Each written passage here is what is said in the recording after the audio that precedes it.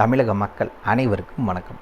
இன்றைக்கி நம்ம TN government job சேனலில் எதை பற்றி பார்க்க போகிறோம் அப்படின்னு பார்த்தீங்கன்னா, ஒரு புதிய நோட்டிஃபிகேஷன் வந்து அறிவிச்சிருக்காங்க. எங்கேருந்து அப்படின்னு பார்த்தீங்கன்னா, நம்ம தமிழக அரசு மக்கள் நல்வாழ்வுத்துறையிலேருந்து ஒரு புதிய notification, office assistant, data entry operator, இந்த மாதிரி பார்த்திங்கன்னா ஒரு 6 விதமான பதவிகளுக்கான அஃபிஷியல் நோட்டிஃபிகேஷன் ரிலீஸ் பண்ணியிருக்காங்க. அதை பற்றின ஃபுல் டீட்டெயில்ஸ் தான் இந்த வீடியோவில் நம்ம பார்க்க போகிறோம். மொத்தம் பார்த்திங்கன்னா 2 விதமான நோட்டிஃபிகேஷன். ஒரு நோட்டிஃபிகேஷன் ஒரு வேலை வாய்ப்பும், இன்னொரு நோட்டிஃபிகேஷன் 5 வேலை வாய்ப்பும். ரெண்டும் ஒரே இதுக்கு தான், பட் நோட்டிஃபிகேஷன் 2 அறிவிச்சிருக்காங்க. இந்த வேலைவாய்ப்பை பொறுத்தன குவாலிஃபிகேஷன்ஸை பொறுத்த வரைக்கும் minimum 8th 10th diploma any degree வரைக்கும் படிச்சிருக்க யாராக இருந்தாலும் சரி இந்த வேலைவாய்ப்புக்கு நீங்கள் அப்ளை பண்ணிக்கலாம். இதுதான் இதுக்கான மினிமம் குவாலிஃபிகேஷன்ஸ். இந்த வேலைவாய்ப்புக்கான சம்பளம் பார்த்திங்கன்னா மேக்ஸிமம் உங்களுக்கு 20,000லேருந்து மாத சம்பளம் வழங்குறதாக சொல்லியிருக்காங்க. இந்த வேலைவாய்ப்புக்கு எந்த ஒரு தேர்வும் கிடையாது, தேர்வுக்கான கட்டணமும் கிடையாது. நோ எக்ஸாம் நோ ஃபீஸுக்கு மூலிமா தான் ஆட்களை தேர்ந்தெடுக்கிறாங்க.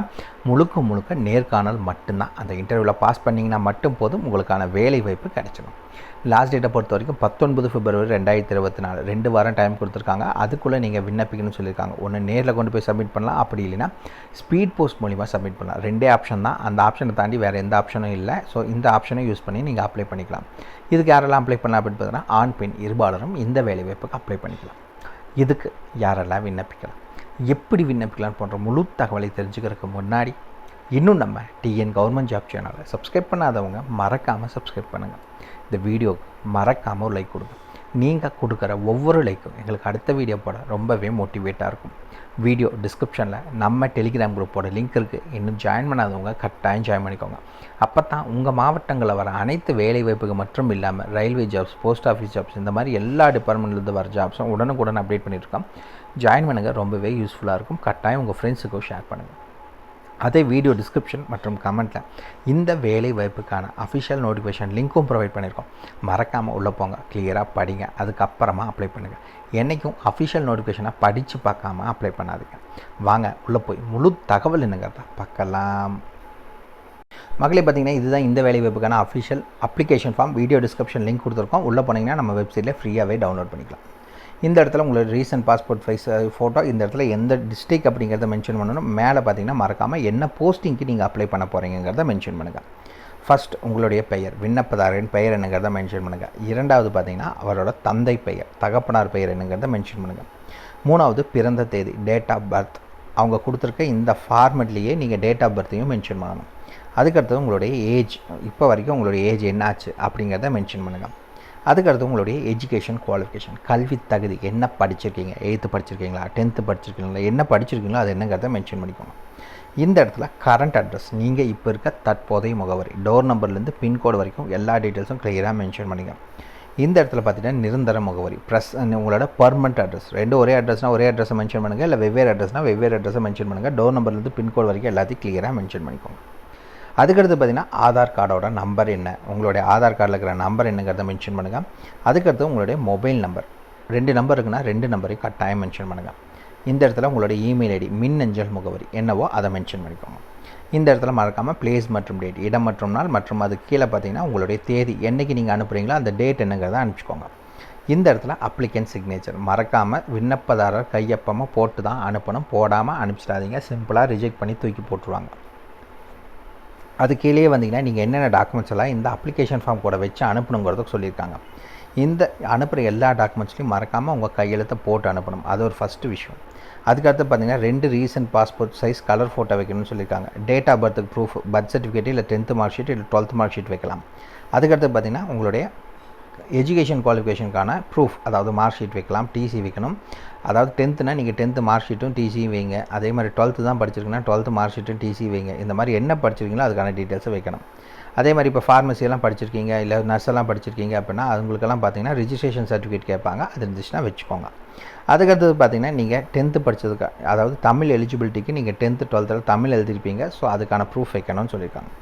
இந்த இடத்துல ப்ரூஃப் ஆஃப் ரெசிடென்சி, நீங்கள் இப்போ இருக்க அட்ரஸ்க்கான ப்ரூஃப். இதில் பார்த்தீங்கன்னா 5 எண்ணம் கொடுத்துருக்காங்க. இதில் ஏதாவது ஒரு ப்ரூஃப் நீங்கள் வச்சிங்கன்னா போதும். ஆதார் கார்டு, ரேஷன் கார்டு, இல்லை அந்த வீட்டு வரி ரசீது வச்சிங்கனாலும் சரி, ஓட்டர் ஐடி வச்சிங்கனாலும் சரி நீங்கள் வச்சுக்கலாம்.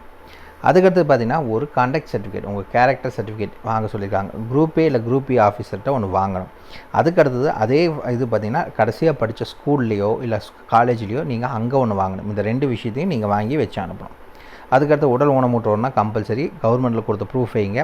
அதே மாதிரி முன் அனுபவம் இருந்துச்சுன்னா அதை வச்சுக்கோங்க. அதுக்கடுத்து பார்த்தீங்கன்னா வேறு ஏதாவது எக்ஸ்ட்ரா கரிக்குலர் படிச்சிருந்தீங்கன்னா அதுக்கான டீட்டெயில்ஸை வச்சு அனுப்புங்க.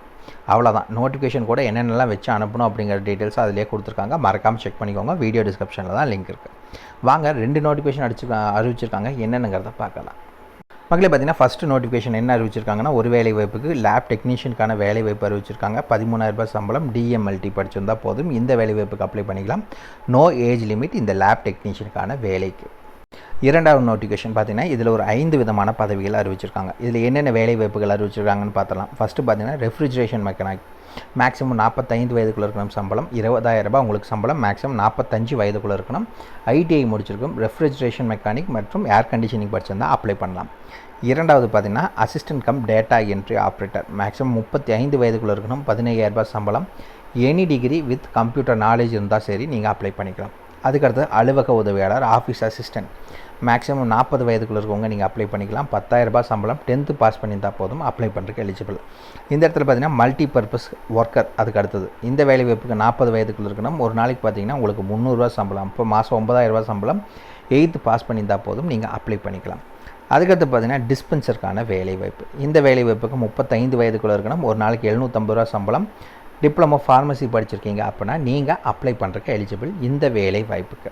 ஓகேங்களா? இந்த வேலை வாய்ப்புக்கு நீங்கள் அப்ளை பண்ணுறதுக்கான லாஸ்ட் டேட் ஆல்ரெடி நம்ம சொல்லியிருந்தோம். 19/2/2024 சாயந்தரம் 5 மணிக்குள்ளே நீங்கள் அப்ளை பண்ணணும். அதுக்கு மேலே போச்சுன்னா அக்செப்ட் பண்ண மாட்டாங்க. ஓகே, எந்த அட்ரஸுக்கு நாங்கள் அனுப்பணும் அப்படின்னு கேட்டிங்க அப்படின்னா ஆல்ரெடி நம்ம பார்த்துட்டோம். அப்ளிகேஷன் ஃபார்ம், அது கூட என்னென்னலாம் வச்சு அனுப்பணும். அனுப்ப வேண்டிய முகவரி இதுதான்.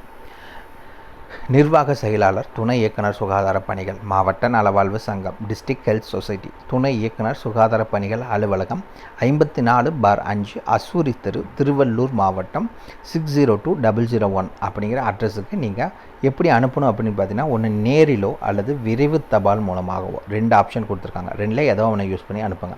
ஏதாவது டவுட் இருக்குது நான் கேட்கலாமான்னு கேட்டிங்கன்னா அவங்க ஃபோன் நம்பர் கொடுத்துருக்காங்க. 04427661562 இந்த நம்பருக்கு ஆஃபீஸ் ஹவர்ஸில் தாராளமாக நீங்கள் ஃபோன் பண்ணி கேட்டுக்கோங்க. வீடியோ டிஸ்கிரிப்ஷனில் போனீங்க அப்படின்னா 2 நோட்டிஃபிகேஷன் லிங்க் கொடுத்துருக்கோம். நம்ம வெப்சைட் லிங்க் கொடுத்துருக்கோம். உள்ளே போனீங்கன்னா ஃபுல் டீட்டெயில்ஸ் இருக்கும். கீழே எண்டில் 2 லிங்க் கொடுத்துருக்கோம். நீங்கள் எந்த வேலை வாய்ப்புக்கு அப்ளை பண்ண போகிறீங்களோ அதுக்கு செக் பண்ணிவிட்டு அந்த நோட்டிஃபிகேஷன் டவுன்லோட் பண்ணிக்கோங்க. பிரிண்ட் அவுட் எடுத்துக்கோங்க. எல்லாமே ஒரே அட்ரஸ், ஒரே அப்ளிகேஷன் ஃபார்ம் தான். ஓகேங்களா? 2 நோட்டிஃபிகேஷன் மட்டும் அறிவிச்சிருக்காங்க. ஏதாவது டவுட் இருக்குன்னா மறக்காமல் கமெண்ட் பாக்ஸில் கமெண்ட் பண்ணுங்கள். நான் என்னங்கிறத கிளாரிஃபை பண்ணுறேன். இந்த வீடியோ பிடிச்சிருந்தா மறக்காமல் ஒரு லைக் கொடுங்க. உங்கள் நண்பருக்கு யூஸ்ஃபுல்லாக கட்டாயம் ஷேர் பண்ணுங்கள். நாளைக்கு உங்களை இதை விட சூப்பரான வீடியோ மூலிமா சந்திக்கிறேன். மிக்க நன்றி.